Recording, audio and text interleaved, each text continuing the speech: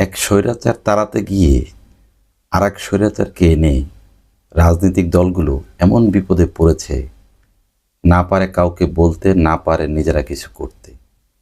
সেই অবস্থায় হয়েছে বর্তমান সময়ের এই যারা রাষ্ট্র ক্ষমতা দখল করে, অর্থাৎ জুলাই আগস্টের বিপ্লবের পরে ডক্টর মোহাম্মদ ইউনূসকে প্রধান উপদেষ্টা করে যারা ইন্টেরিয়াম গভর্নমেন্ট প্রতিষ্ঠিত করেছেন, এই তাদের কিছু কিছু ব্যক্তিদের কথাবার্তায় মনে হচ্ছে বিগত সরকারের চেয়েও এদের স্বৈরাচারী মনোভাব বেশি।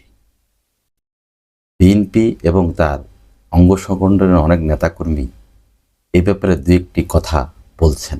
তার মধ্যে রুমিন ফারহানা গতকাল এক টক শোতে প্রধান উপদেষ্টার যিনি প্রেস সচিব এই শফিকুল আলমের সাথে বসে টক শোতে এক ধরনের বাকবিতণ্ডায় লিপ্ত হন।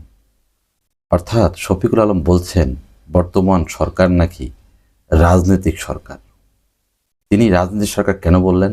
তিনি বলছেন এই সরকারটি বিপ্লব এবং অভ্যুত্থানের মাধ্যমে প্রতিষ্ঠিত হয়েছে এবং রাজনৈতিক দলের সমর্থন নিয়ে সারা দেশের মানুষে তাদেরকে ম্যান্ডেট দিয়েছে।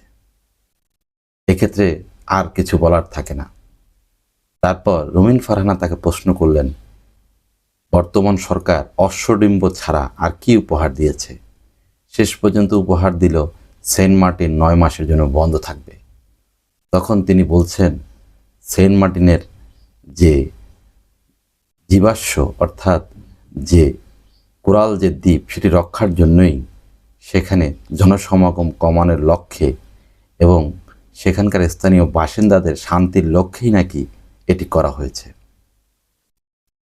তিনি সেখানে বিভিন্ন রাজনৈতিক দলের যারা নেতা রয়েছেন এবং যারা টক শোতে মেন্টর হিসাবে কাজ করেন তাদের যোগ্যতা নিয়ে প্রশ্ন তুলেছেন।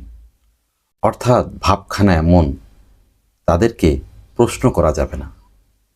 এই প্রশ্ন করা এবং তার উত্তর দেওয়ার ধরনে বোঝা যাচ্ছে তিনি যার পরানায় বিরক্ত। অর্থাৎ তারা রাজনৈতিক সরকার, তারা যতদিন চায় ততদিন ক্ষমতায় থাকবে, তাদের মাথার উপর ছায়া তৈরি করে তারা একটি দল তৈরি করবে, সেই দলের মধ্যে ছাত্ররা নেতৃত্ব দিবে, এরকমটি তারা বলছেন। এবং সেই বলার ভঙ্গিগুলি ছিল বিগত স্বৈরাচারী সরকারের চেয়েও স্বৈরাচারী। এবার বোঝা যাবে যে সামনের ভবিষ্যতে কী অপেক্ষা করছে আমাদের জন্য।